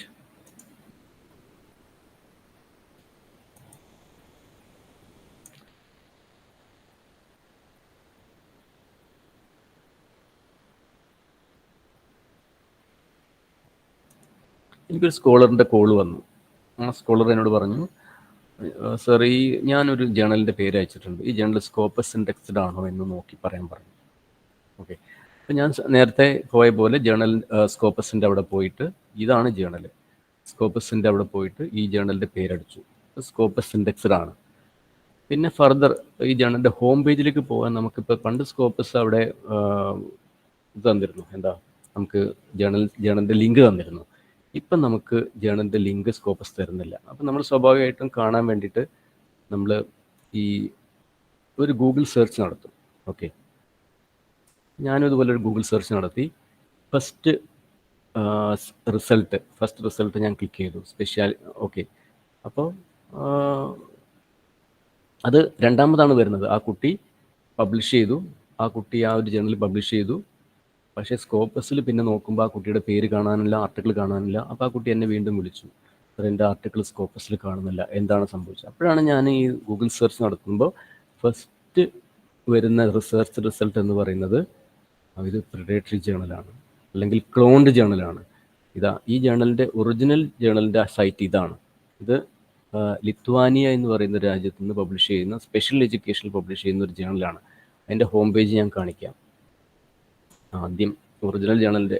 പക്ഷേ എന്തുകൊണ്ടാണ് ഗൂഗിളിൽ ഫസ്റ്റ് ഇതാണ് ഒറിജിനൽ ജേണൽ? ഇതിൻ്റെ ഈ കവർ പേജ് നിങ്ങൾ നോട്ട് ചെയ്യുക, സ്പെഷ്യൽ എഡ്യൂക്കേഷൻ. ഇത് സ്കോപ്പസ് ഇൻഡെക്സ് ജേണലായിരുന്നു, പക്ഷേ ഈ അടുത്ത കാലത്ത് സ്കോപ്പസ് ഇതിനെ ഒഴിവാക്കിയിട്ടുണ്ട്. സ്കോപ്പസ് ഇൻഡെക്സ്ഡ് ജേണൽസ് നിന്ന് ഒഴിവാക്കിയിട്ടുണ്ട് ഈ അടുത്ത്. അപ്പോൾ ഇതാണ് ഒറിജിനൽ ജേണൽ. ഇനി ഫസ്റ്റ് വരുന്ന ജേണലിൻ്റെ സൈറ്റ് ഇതാ. ഗൂഗിൾ സെർച്ചിൽ ഫസ്റ്റ് വരുന്നത് ഒരു പ്രിഡേറ്ററി ജേണലാണ്. ഇതാ, അതേപോലെ അവർ ഇതെല്ലാം വെച്ചിരിക്കുന്നു. സൈറ്റ് സ്കോർ എന്ന് കണ്ടാൽ ഓർക്കുക, ആ ജേണൽ സ്കോപ്പസ് ഇൻഡെക്സ്ഡ് ആണ്. കാരണം സ്കോപ്പസിൻ്റെ ഒരു മെട്രിക്സ് ആണ് സൈറ്റ് സ്കോർ. കണ്ടോ? ഇനി ഇതെല്ലാം ഇവിടെ വെച്ചിരിക്കുന്നു. അവർ അതുപോലെ വെച്ചിരിക്കുന്നു. കറണ്ട് ഇഷ്യൂ നിങ്ങൾ നോക്കിയാൽ മനസ്സിലാവും. 1/19 തുടങ്ങിയല്ലോ ഈ ഒരു പേജ് നമ്പർ. ഇനി താഴേക്ക് പോയാൽ നിങ്ങൾ 1000 ഒക്കെ കാണാം. നമുക്ക് എനിക്ക് തോന്നുന്നത് 876 പേജ്. ഇനി ജസ്റ്റ് ഞാൻ അവിടെ പറഞ്ഞു ഇതിൻ്റെ പ്രത്യേകത, പ്രിഡേറ്ററി ജേർണൽസിൻ്റെ പ്രത്യേകത. Unrelated academic information system management to improve quality student service, use of learning video media in biology education subjects, teacher development management, professional competency, ADHD children in. Okay, ഒരു analysing critical thinking skills as religious based conflicts. കണ്ടോ? Social medias, ഇതുപോലെ ഒരു unrelated ആയിട്ടുള്ള. പിന്നെ എൻ്റെ എത്ര articles ഉണ്ട് നോക്കൂ, ഒറ്റ ഇഷ്യൂവിൽ എത്ര ആർട്ടിക്കിൾസ് ഉണ്ട് നോക്കുക. മാത്രമല്ല ഇതിൽ എല്ലാം അവർ പറഞ്ഞിട്ടുണ്ട്. കോണ്ടാക്ട്സ് സബ്മിഷൻ, വളരെ പ്രധാനപ്പെട്ട ഒരു കാര്യം ഞാൻ ശ്രദ്ധിച്ചത്, ഇവരൊരു എക്സിസ്റ്റിംഗ് സ്കോപ്പസ് ഇൻഡെക്സ്ഡ് ജേർണലിനെ ക്ലോൺ ചെയ്താണല്ലോ. ഇവർ എത്തിക്സ് പറഞ്ഞിട്ടുണ്ട്, എത്തിക്സ് ആൻഡ് പോളിസീസ് പറഞ്ഞിട്ടുണ്ട്. അപ്പോൾ നിങ്ങൾക്ക് ഇവിടെ എല്ലാം നമുക്കിന്ന് പഠിക്കാനുള്ള എല്ലാ ടോപ്പിക്കും ഇവിടെയുണ്ട്. Multiple redundant or concurrent publication പാടില്ല, ഒറിജിനാലിറ്റി വേണം, പ്ലാജിയറിസം പാടില്ല എന്നൊക്കെ പറഞ്ഞിട്ട് എല്ലാ എത്തിക്കൽ പോയിന്റും അവർ പറഞ്ഞിട്ടുണ്ട്. അപ്പം ഇതാണ് എന്താ പറയുക, പ്രിഡേറ്ററി പബ്ലിഷേഴ്സിൻ്റെ ഒരു ഫീൽഡ് എന്ന് പറയുന്നത്. ധാരാളം ഉണ്ട്. അതിന് വേറൊരു ഉദാഹരണം, ഇതൊരു നേച്ചർ ജേണലിൽ വന്നൊരു ആർട്ടിക്കിളാണ്, predatory journals recruit fake editor. അപ്പോൾ ഇതൊരു നമ്മുടെ ബഷീർ സാറൊക്കെ പറഞ്ഞ പോലെ ഒരു എക്സ്പെരിമെൻ്റ് നടത്തിയതാണ്. അതായത് ഒരു ഇല്ലാത്ത ആളുടെ പേരുണ്ടാക്കി, പ്രൊഫൈലുണ്ടാക്കി, ഏതാനും ജേണലിലേക്ക് എനിക്ക് ഈ ജേണലിൻ്റെ എഡിറ്റർ ആവാൻ ആഗ്രഹമുണ്ട് എന്ന് പറഞ്ഞിട്ട്, അവരുടെ പ്രൊഫസറാണ് എന്നൊക്കെ പറഞ്ഞ് ഒരു ഫോട്ടോ ഒക്കെ AI ഫോട്ടോ ഒക്കെ വെച്ചിട്ട് അവരയച്ചു. ഈ ഇതിൽ അയച്ചതിൽ എത്രയോ ജേണലുകൾ അവരെ എഡിറ്ററാക്കി വെച്ചു. അപ്പോൾ ഈ അവരെ പേര് പോളിഷ് ഭാഷയിൽ അവരുടെ പേരെന്തായിരുന്നു? അന്ന ഓൽഗ സെസ്റ്റ്, SZUST. സെസ്റ്റ് എന്ന് പറഞ്ഞാൽ തന്നെ ഫേക്ക് എന്നാണ്. അപ്പോൾ ഫേക്ക് ഒരു പേരുണ്ടാക്കിയിട്ട് ജേർണൽസിന് അയച്ചു കൊടുത്തു. 300 മെയിൽ അയച്ചു. 40ഓളം ജേർണൽസ് അവരെ എഡിറ്ററായിട്ട് വെച്ചു. അപ്പം ഞാൻ നോക്കുമ്പം ഒരു ജേർണൽ എനിക്ക് കാണാനിട വന്നു. ഈ അന്ന സെസ്റ്റിനെ എഡിറ്ററായിട്ട് വെച്ചൊരു ജേർണൽ ഞാൻ കണ്ടുപിടിച്ചു. ഒരു ഇതാ അന്ന ഓൽഗ സെസ്റ്റ്. ഇത് അവരെ എക്സ്പെരിമെൻറ്റിൽ ഉണ്ടാക്കിയ വ്യാജ പ്രൊഫൈലാണ്. ഈ വ്യാജ പ്രൊഫൈലിനെ ഒരു എഡിറ്റർ, ഒരു ജേർണൽ ഇപ്പോഴും ഈ കാര്യങ്ങളൊന്നും അറിയാതെ ഇപ്പോഴും ആ ജേർണൽ വെച്ചിരിക്കുകയാണ്. അവരുടെ പ്രൊഫൈലിൽ വെച്ചിരിക്കുകയാണ്. അപ്പോൾ ഇതാണ് പ്രെഡേറ്ററി പബ്ലിഷേഴ്സിൻ്റെ അവസ്ഥ.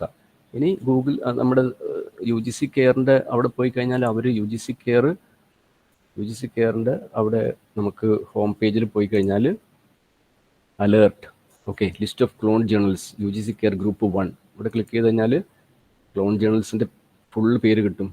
ഓക്കെ, ഇവിടെ പറഞ്ഞിട്ടുണ്ട് clone journals include in UGC care list.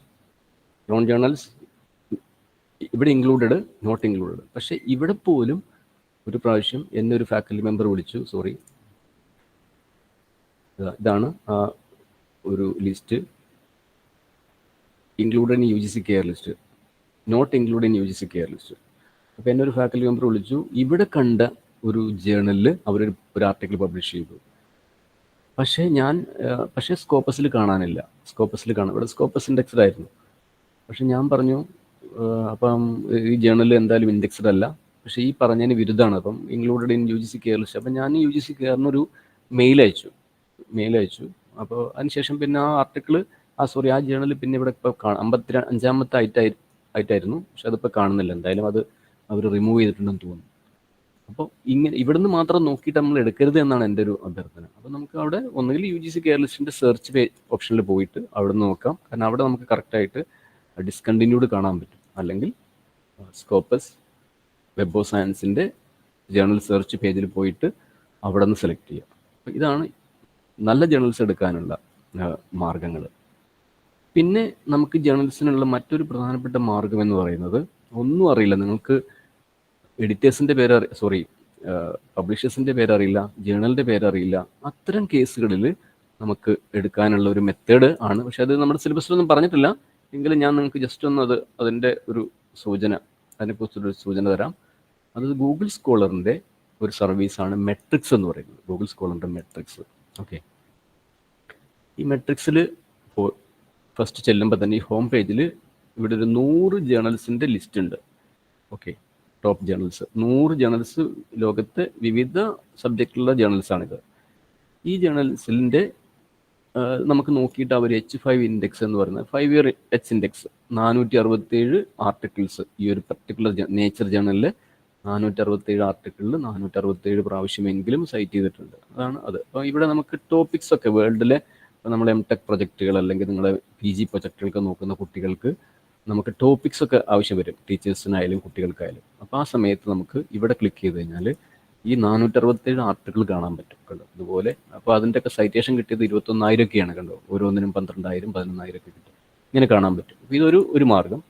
2, ഇവിടെ കാറ്റഗറീസ് എന്ന് പറയുന്നൊരു ഓപ്ഷൻ ഉണ്ട്. കാറ്റഗറീസ് അതിൽ ഇങ്ങനെ ക്ലിക്ക് ചെയ്ത് കഴിഞ്ഞാൽ 9 കാറ്റഗറി ഓഫ് സബ്ജക്ട്സിനെ 9 ആയിട്ട് ഭാഗിച്ചിട്ട് social science, life science, earth science, humanities, literature and arts. ഇവിടെ ഇപ്പം ക്ലിക്ക് ചെയ്യുകയാണെങ്കിൽ നമുക്ക് ആദ്യം ജേർണലിസ്റ്റിലും ഡിജിറ്റൽ ജേർണലിസ്റ്റിലും ഒക്കെ ഉള്ള ആർട്ടിക്കിൾസ്, ഇംഗ്ലീഷ് ലാംഗ്വേജ് ടീച്ചിങ് ഇതിലൊക്കെ കാണാൻ പറ്റും.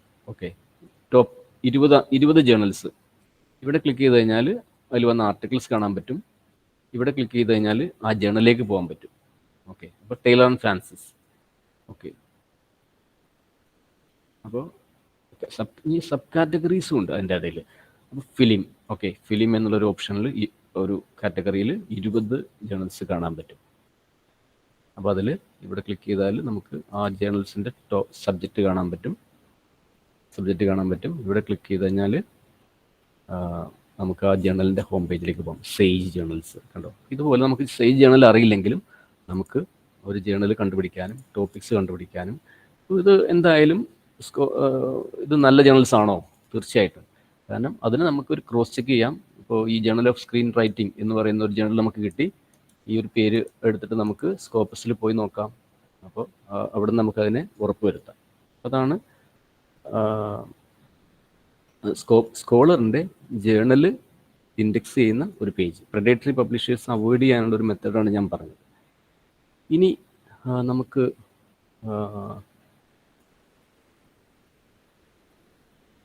ഒരു പ്ലാജറിസത്തിൻ്റെ ഒരു കേസ് സ്റ്റഡി ഒരു കേസ് കാണാം. ഓക്കെ, ഇത് 400 വർഷത്തിലാദ്യമായിട്ട് ഹാർവാർഡിൽ വന്നിട്ടുള്ള ഒരു മേധാവി, ഹാർവാർഡിൻ്റെ ചീഫ് ആണ്. President of Harvard. അവർ 1997 പബ്ലിഷ് ചെയ്ത അവരുടെ പ്രബന്ധം, അവരുടെ PhD തീസിസിൽ പ്ലാജറിസം ഇപ്പോൾ കണ്ടെത്തിയിട്ട് അവർക്ക് അവരുടെ പദവി ഒഴിയേണ്ടി വന്നു. അപ്പോൾ നമ്മുടെ നാട്ടിലും ഒരുപാട് അതുപോലത്തെ കേസുകളുണ്ട്. അപ്പോൾ പ്ലാജറിസം എന്ന് പറയുന്നത്, അല്ലെങ്കിൽ നമ്മൾ അണെത്തിക്കൽ ബിഹേവിയർ എന്ന് പറയുന്നതിൽ ചെയ്തു കഴിഞ്ഞാൽ നമുക്ക് ഇന്നല്ലെങ്കിൽ നാളെ അത് കണ്ടുപിടിക്കപ്പെടും, അല്ലെങ്കിൽ അതിലൊരു പ്രശ്നം ഉണ്ടാകും എന്നുള്ളത് എല്ലാ ഗവേഷകർക്കും മനസ്സിലാക്കേണ്ട കാര്യമാണ്. ഇന്നിപ്പം നമ്മൾ കണ്ടെത്തിയില്ല, നമ്മുടെ റിവ്യൂവേഴ്സ് കണ്ടെത്തിയില്ല, നമ്മുടെ റീഡേഴ്സ് കണ്ടെത്തിയിട്ടില്ല എങ്കിൽ പോലും 97 ആ ഒരു പ്രബന്ധത്തിന് ഈ മാഡത്തിന് പുറത്തു പോകേണ്ടി വന്നത് വലിയൊരു പ്രശ്നമല്ലേ. അപ്പോൾ പിന്നെ അതൊക്കെ തന്നെ വലിയ എല്ലാ ന്യൂസ് പേപ്പറും കവർ ചെയ്തിട്ടുണ്ട് ഈ ഒരു വാർത്ത. വേൾഡിലെ എല്ലാ ന്യൂസ് പേപ്പറും ഈ വാർത്ത കവർ ചെയ്തിട്ടുണ്ട്. അത് നമുക്ക് കാണാൻ പറ്റും. പിന്നെ മറ്റൊരു പത്രവാർത്ത, നമ്മുടെ ഇന്ത്യയിൽ നിന്നുള്ളൊരു പത്രവാർത്ത, അതായത് 58 papers by IIT faculty retracted in 17 years എന്ന് പറഞ്ഞൊരു വാർത്ത. അപ്പോൾ ഇതൊക്കെ തന്നെ എന്താണ് കാണിക്കുന്നത്? പബ്ലിക്കേഷൻ എത്തിക്സിൻ്റെ പ്രാധാന്യമാണ് കാണിക്കുന്നത്. പബ്ലിക്കേഷൻ എത്തിക്സ് നമ്മൾ നോക്കിയിട്ടില്ലെങ്കിൽ, എത്തിക്കൽ വേ ഓഫ് പബ്ലിഷിംഗ് ഇല്ലെങ്കിൽ നമുക്ക് ഇന്നല്ലെങ്കിൽ നാളെ, ഇപ്പോൾ നമ്മുടെ പല കേസുകളും നമുക്കറിയാം, ഇന്നല്ലെങ്കിൽ നാളെ നമുക്കത് എന്താ പറയുക, നമ്മൾ അതിന് വിധേയരാകും. ഓക്കെ, അപ്പോൾ നേച്ചറിൽ ഒരു ആർട്ടിക്കിൾ, ഈ അടുത്ത് വന്നൊരു ആർട്ടിക്കിളിൽ അവർ പറഞ്ഞിട്ടുണ്ട്, more than 10,000 research papers were retracted in 2023, a new record. കണ്ടോ, number of articles being retracted rose sharply this year. Only the tip of the iceberg. ഇത് നമ്മൾ കണ്ടുപിടിക്കൽ മാത്രമാണെന്ന് പറയുന്നു. ഓക്കെ, അപ്പോൾ ഈ റിച്ചാർഡ് വാൻ നൂഡൻ എന്ന് പറയുന്ന ഈ ഓതർ ഈ സ്കോളർലി പബ്ലിഷിങ്ങിലും അക്കാദമിക് പബ്ലിഷിങ്ങിലൊക്കെ തന്നെ ആർട്ടിക്കിൾ എഴുതുന്ന ഒരു ആളാണ്. അതുപോലെ തന്നെ നമ്മുടെ UGC ഞാൻ കാണിച്ചോ, നമുക്ക് സാറിൻ്റെ ഒരു ആർട്ടിക്കിൾ,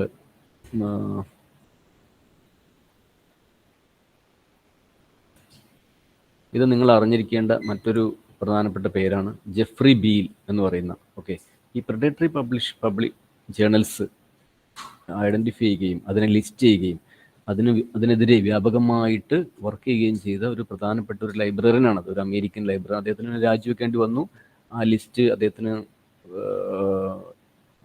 ഡ്രോപ്പ് ചെയ്യേണ്ടി വന്നു. എങ്കിലും എല്ലാവരും തന്നെ, പലരും ആ ലിസ്റ്റ് എടുത്ത് ഇപ്പോൾ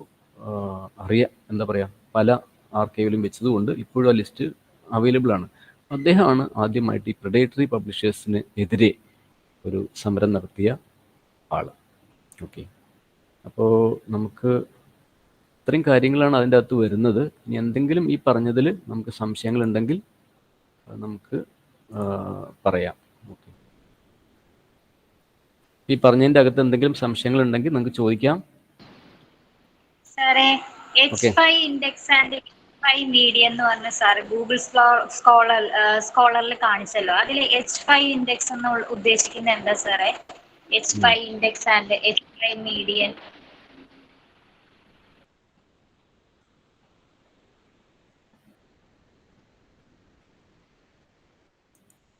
ഇതല്ലേ മാഡം പറഞ്ഞത് മെട്രിക്സ്? അതെ സാറേ. ഓക്കെ, H5 ഇൻഡെക്സ് പറഞ്ഞാൽ 5 ഇയർ H ഇൻഡെക്സ്. അതായത് H ഇൻഡെക്സ് എന്ന് പറഞ്ഞാൽ മാഡത്തിന് അറിയാമെന്ന് വിചാരിക്കുന്നു. H ഇൻഡെക്സ് അറിയാലോ? H ഇൻഡെക്സ് അറിയോ? H ഇൻഡെക്സ് അറിയാം. ഓക്കെ, അപ്പം നമുക്ക് ഇങ്ങനെ നോക്കിയിട്ട് ഇവിടെ ഇപ്പം നമ്മൾ മലയാളം എന്ന് കൊടുക്കാം, അല്ലെങ്കിൽ എന്തെങ്കിലും ഒരു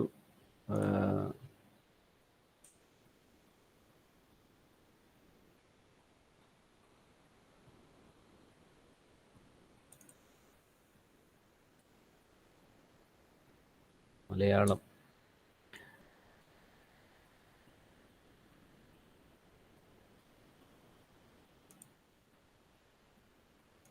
നമ്മൾ ഏതെങ്കിലും ഒരു പ്രൊഫൈൽ പേജ്, ഒരു പ്രൊഫൈൽ ഗൂഗിൾ സ്കോളറിൻ്റെ പ്രൊഫൈലിൽ ചെന്നിട്ട് നമുക്ക് അവിടെ നിന്ന് നമ്മൾ സെർച്ച് ചെയ്ത് കഴിഞ്ഞാൽ നമുക്ക് ഓതേഴ്സിനെയും നമ്മുടെ സ്ഥാപനത്തിനൊക്കെ കാണാൻ പറ്റും. ഇപ്പം മലയാളം എന്നിവിടെ കൊടുത്താൽ മലയാളം എന്നുള്ള കീവേഡ് ആരെങ്കിലും വെച്ചിട്ട് ഒരു പ്രൊഫൈൽ, ഗൂഗിൾ സ്കോളർ പ്രൊഫൈൽ ഉണ്ടാക്കിയിട്ടുണ്ടെങ്കിൽ നമുക്ക് അവരെ കാണാൻ പറ്റും. അപ്പം ഇത്രയും ആളുകളാണ് മലയാളം എന്നുള്ള ഒരു കീവേഡ് വെച്ചിട്ട് ഗൂഗിൾ സ്കോളർ പ്രൊഫൈൽ ഉണ്ടാക്കിയിരിക്കുന്നത്. അപ്പോൾ അതിൽ നമ്മുടെ ബഷീർ സാറിനൊക്കെ ഞാൻ കണ്ടു.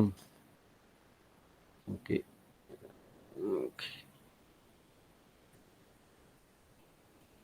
ഓക്കെ, ഇത്രയും ആൾക്കാരുണ്ട്. ഓക്കെ, ഇതിൽ നമുക്ക് ഒരു 5, ഇപ്പം ഞാൻ ചാന്ദിനി ലെക്ചറിങ് മലയാളം യൂണിവേഴ്സിറ്റി, ഇത് ഞാൻ ആരെങ്കിലും പ്രത്യേകമായിട്ട് പേരെടുക്കുന്നതല്ല കേട്ടോ. എന്തായാലും നമുക്ക് തോട്ടിങ്ങലിനെടുക്കാം. ഓക്കെ, ഇപ്പം H ഇൻഡെക്സ് എന്ന് പറഞ്ഞ് ഇവിടെ കണ്ട സൈറ്റേഷൻസ് 552 സൈറ്റേഷൻ ഉണ്ട് സാറിന്, ഈ സന്തോഷ് സാറിന്. ഓക്കെ, സാറിൻ്റെ H ഇൻഡെക്സ് എന്ന് പറയുന്നത് 4ആണ്. എന്ന് വെച്ചാൽ അതിൻ്റെ അർത്ഥം 4 ആർട്ടിക്കിൾസ് 4 പ്രാവശ്യമെങ്കിലും സൈറ്റ് ചെയ്തിരിക്കുന്നു. അതാണ് H ഇൻഡെക്സിൻ്റെ 1, 2, 3, 4. ഓക്കെ, 4 ആർട്ടിക്കിൾസ് മിനിമം 4 പ്രാവശ്യമെങ്കിലും സൈറ്റ് ചെയ്തിരിക്കുന്നു. 5ാമത്തെ ആർട്ടിക്കിളിന് 4 സൈറ്റേഷനേ ഉള്ളൂ. അദ്ദേഹത്തിൻ്റെ H ഇൻഡെക്സ് 5 ആവണമെങ്കിൽ ഇതിന് 1 കിട്ടണം. ഓക്കെ, അപ്പോൾ 5 ആർട്ടിക്കിൾസ് ചുരുങ്ങിയത് 5 പ്രാവശ്യമെങ്കിലും. അതാണ് H ഇൻഡെക്സിൻ്റെ ഒരു മിനിമം, എന്താ പറയുക, ഒരു നിർവചനം. ഇനി നമ്മൾ മെട്രിക്സിലേക്ക് പോയി കഴിഞ്ഞാൽ ഇവിടെ നമ്മൾ 5 ഇയർ H ഇൻഡെക്സ് ഇതുപോലെ 467 ആർട്ടിക്കിൾസ്. ഓക്കെ, 467 ആർട്ടിക്കിൾസ് മിനിമം 467 പ്രാവശ്യം സൈറ്റ് ചെയ്തിരിക്കുന്നു ഈ നേച്ചറിൽ 5 ഇയർ H ഇൻഡെക്സ്. അത് 5 വർഷത്തെ സൈറ്റേഷൻ അവരെടുക്കും. ഓക്കെ, ആ ജേണലിൻ്റെ ആർട്ടിക്കിൾസിന് മൊത്തം കിട്ടിയ സൈറ്റേഷൻ 5 വർഷത്തേക്ക് എടുക്കുന്നു. അങ്ങനെ എത്ര ജേണലിന്, എത്ര ആർട്ടിക്കിളിന് എത്ര വീതം സൈറ്റേഷൻ കിട്ടിയെന്ന് നോക്കുന്നു. ഓക്കെ, അതാണ് 5 വർഷത്തെ H ഇൻഡെക്സ്. അപ്പോൾ 467 ആർട്ടിക്കിളിന് 467 സൈറ്റേഷൻ മിനിമം കിട്ടി. ഓക്കെ, അതാണ് 5 year H index, H5 index. Okay, medium എന്ന് പറഞ്ഞാൽ അതിൽ നമ്മൾ മീഡിയം ചെയ്യാറില്ലേ, ആ 5 ഇയർ ആക്കുമ്പം ആ H ഇൻഡെക്സിലൊരു ഇത് വരും, എന്താ പറയുക, ഈ 467 വരുമെങ്കിൽ കൂടി 707 ആണ് അതിൻ്റെ. ആ 5 വർഷം ആയതുകൊണ്ട് അതിനെ നമ്മൾ മീഡിയം ആക്കുമ്പം 707 ആർട്ടിക്കിൾസിന് 707 സൈറ്റേഷൻ ഉണ്ട്. ഓക്കെ, അതാണ് അതിൻ്റെ ഒരു 467. ഓക്കെ, ഇനി ഇതല്ലാതെ മറ്റെന്തെങ്കിലും സംശയങ്ങളുണ്ടോ? നമുക്ക് ചോദിക്കുന്നതിന് ആരും മടി വിചാരിക്കണ്ട. കാരണം നമുക്ക് എന്തെങ്കിലും നമ്മുടെ PPTയിലോ അല്ലെങ്കിൽ നമുക്ക് പറഞ്ഞതിലോ എന്തെങ്കിലും വ്യത്യാസങ്ങളോ എന്തെങ്കിലും മാറ്റങ്ങൾ വരുത്താനുണ്ടെങ്കിൽ നമുക്ക് ചെയ്യാം. ഈ PPT ഞാൻ ഷെയർ ചെയ്യാം. അപ്പം നിങ്ങളുടെ ചോദ്യം. Hello sir. കേൾക്കാം. സർ, ഏതൊക്കെയാണ് open access sources where we could publish our articles? Open access sources അല്ലേ? നാളെ നമുക്കതിൻ്റെ പ്രത്യേക ക്ലാസ് ഉണ്ട്. ഓപ്പൺ ആക്സസിൻ്റെ ഒരു ക്ലാസ് നാളെ ഞാൻ തന്നെയാണ്. അപ്പോൾ ഓപ്പൺ ആക്സസിൻ്റെ ഒരു നെക്സ്റ്റ് സെഷൻ ഓപ്പൺ ആക്സസ് ആണ്. Okay sir, okay, will wait. അത് നമുക്ക് ഓപ്പൺ ആക്സസ് എന്തൊക്കെയാണ്, എങ്ങനെയാണ് ഓപ്പൺ ആക്സസ് പബ്ലിഷിംഗ്, അത് സിമ്പിളാണ്. എന്താ പറയുക, നമ്മൾ ഈ ഓപ്പൺ ആക്സസ് 2 തരത്തിലുണ്ട്. അതായത് ഒന്നിപ്പോൾ ഈ പ്രിഡേറ്ററി പബ്ലിഷേഴ്സ് നമ്മൾ പറഞ്ഞില്ലേ, ഇവരുടെ ഒരു ഓപ്പൺ ആക്സസ് എന്ന് പറയുന്നത് അവരും ഓപ്പൺ ആക്സസ് ആണ്. ഓക്കെ, അവർ ഓപ്പൺ ആക്സസ് ആണ്. അതുപോലെ തന്നെ നമ്മളിപ്പോൾ നേരത്തെ കാണിച്ച സയൻസ് ഡയറക്റ്റ്, വൈലി, സ്പ്രിങ്ങർ, എൽസ്ഫിയർ ഇവരൊക്കെ തന്നെ ഓപ്പൺ ആക്സസ് പബ്ലിഷ് ചെയ്യുന്നുണ്ട്. അപ്പോൾ ആ ജേർണൽസിൻ്റെ ഒരു പേരുണ്ട്, open access journals, fully open access, പിന്നെ ഹൈബ്രിഡ് ജേർണൽസ്. എല്ലാവരും ഓപ്പൺ ആക്സസ് പബ്ലിഷ് ചെയ്യുന്നുണ്ട്. ഏത് ഫീൽഡാ, ഏത് സബ്ജക്റ്റാണ് ചോദിച്ച? Hello sir. എഡ്യൂക്കേഷൻ. എഡ്യൂക്കേഷനിൽ അപ്പം നമുക്ക് സയൻസ് ഡയറക്ടറിൻ്റെ അകത്ത് പോയിട്ട് എഡ്യൂക്കേഷനിൽ ഒരു ടോപ്പിക്ക് നമ്മൾ സെർച്ച് ചെയ്യാം, പിന്നെ തന്നെ ചെയ്യാതെ. അപ്പോൾ അതിന് സെർച്ച് ചെയ്യുന്ന സമയത്ത് വരുന്ന ആർട്ടിക്കിളിൻ്റെ താഴെ ജേർണലിൻ്റെ പേരുണ്ടാവും. ആ ജേർണലിൻ്റെ പേരിൽ ക്ലിക്ക് ചെയ്യുമ്പം ആ ജേർണലിൽ അവിടെ കാണിച്ചിരിക്കും ഇത് സ്കോപ്പസ് ഇൻഡെക്സർ ആണോ വെബ് ഓഫ് സയൻസ് ഇൻഡെക്സർ ആണോ എന്ന് കാണിച്ചിരിക്കും. രണ്ട് മെട്രിക്സ് അവിടെ വന്നു കഴിഞ്ഞാൽ അതിൻ്റെ അർത്ഥം രണ്ടിലും ഇൻഡെക്സ് ചെയ്യുന്നു. പിന്നെ സപ്പോർട്ട്സ് ഓപ്പൺ ആക്സസ് എന്നൊരു ഓപ്ഷൻ കാണും. സപ്പോർട്ട്സ് ഓപ്പൺ ആക്സസ് എന്ന് പറഞ്ഞാൽ നിങ്ങൾക്ക് അതിൽ പൈസ കൊടുത്തും പബ്ലിഷ് ചെയ്യാം, പൈസ കൊടുക്കാതെയും പബ്ലിഷ് ചെയ്യാം. പിന്നെ ചിലത് ഓപ്പൺ ആക്സസ് ഓൺലി ഉണ്ട്. അപ്പോൾ ഓപ്പൺ ആക്സസ് എന്ന് കാണാം. ഓപ്പൺ ആക്സസ് എന്നുള്ള ഒരു ഓപ്ഷൻ ആണെങ്കിൽ അതിൻ്റെ അകത്ത് നമുക്ക് പൈസ കൊടുത്ത് മാത്രമേ പബ്ലിഷ് ചെയ്യാൻ പറ്റൂ. എന്താ പറയുക, പ്രൊമിനൻറ്റ് ജേർണൽസിൻ്റെ ഓപ്പൺ ആക്സസ് എന്ന് പറയുന്നത് വലിയ കോസ്റ്റ്ലി ഇതാണ്. ഒരു 2 lakhs 1 lakh to 2 lakhs വരും നമുക്ക്. അത് ഫണ്ടിങ് ഏജൻസീസോ അല്ലെങ്കിൽ നമ്മുടെ സ്ഥാപനങ്ങളൊക്കെ തന്നെ സപ്പോർട്ട് ചെയ്യാതെ ഇൻഡിവിജ്വലായിട്ട് അത് പിന്നെ ഓതേഴ്സൊക്കെ ഷെയർ ചെയ്തിട്ടൊക്കെ ചെയ്യാറുണ്ട്. ഓക്കെ, ഇതിൽ നമ്മൾ പറഞ്ഞിട്ടുള്ള നമ്മുടെ പിന്നെ കോൺഫ്ലിക്റ്റ് ഓഫ് ഇൻട്രസ്റ്റ് മുതൽ ഓരോ കാര്യങ്ങളും ഇന്നലെ നമ്മുടെ ഒരു മാഡം ക്ലാസ് എടുത്തല്ലോ, പറഞ്ഞു ഒരു ടോപ്പിക്കിന് തന്നെ കുറേ ദിവസം വേണമെന്ന് പറഞ്ഞു. എന്ന് പറഞ്ഞ പോലെ തന്നെ ഇത് ഒരുപാട് ടോപ്പിക്സ് ഉള്ള ഒരു ഏരിയ ആണ്. അപ്പോൾ ഞാൻ എല്ലാം തന്നെ ജസ്റ്റ് ടച്ച് ചെയ്തേ ഉള്ളൂ. അപ്പോൾ ഇതൊക്കെ തന്നെ ഓരോന്നും ഓരോ ക്ലാസ്സിന് ഉള്ള കാര്യങ്ങളുണ്ട്. അപ്പം എല്ലാം ഒരു കാര്യം ഞാനിപ്പോൾ അതിൻ്റെ അകത്ത് പബ്ലിഷേഴ്സിൻ്റെ സൈറ്റിലേക്ക് നിങ്ങൾക്ക് ലിങ്ക് തന്നിട്ടുണ്ട് എൻ്റെ PPT-യിൽ. അതുപോലെ തന്നെ ഞാൻ ഈ കാണിച്ച സ്കോപ്പസും UGC കെയർ ആയാലും സ്കോപ്പസ് ആയാലും വെബ് ഓഫ് സയൻസ് ആയാലും പബ്ലിഷേഴ്സിൻ്റെ ഹോം പേജുകളായാലും എല്ലാത്തിലേക്കും എൻ്റെ PPT-യിൽ നിന്ന് നിങ്ങൾക്ക് എൻ്റർ ചെയ്യാം. ഒരു ക്ലിക്ക് ഹൈപ്പർ ലിങ്ക് കൊടുത്തിട്ടുണ്ട്. അപ്പോൾ ഈ പബ്ലിഷേഴ്സ് എല്ലാവരും തന്നെ പബ്ലിഷിംഗ് എത്തിക്സ്, പ്രൊമിനൻറ്റ് പബ്ലിഷേഴ്സ് കേട്ടോ, പ്രൊമിനൻറ്റ് പബ്ലിഷേഴ്സ്. അതപ്പോൾ ആ ഒരു കാറ്റഗറി നിങ്ങളുടെ മനസ്സിലുണ്ടാവണം. ആരാണ് പ്രൊമിനൻറ്റ് പബ്ലിഷേഴ്സ്? പ്രസ്റ്റീജിയസ് ആയിട്ട് വരുന്ന അല്ലെങ്കിൽ പ്രൊമിനൻ്റ് ആയിട്ട് വരുന്ന പബ്ലിഷേഴ്സ്. അവരെക്കുറിച്ചൊരു നല്ല ഐഡിയ ഉണ്ടായിരിക്കണം. 2 സ്ഥാപനങ്ങൾ, 3 അസോസിയേഷൻസ് അല്ലെങ്കിൽ ലേൺ സൊസൈറ്റീസ്. ഇവരുടെ ജേർണൽസിൻ്റെ ഹോം പേജിൽ ചെന്ന് കഴിഞ്ഞാൽ നിങ്ങൾക്ക് കറക്റ്റായിട്ട് ഈ പബ്ലിക്കേഷൻ എത്തിക്സിൻ്റെ നോട്ട്സ് അവിടെ കിട്ടും.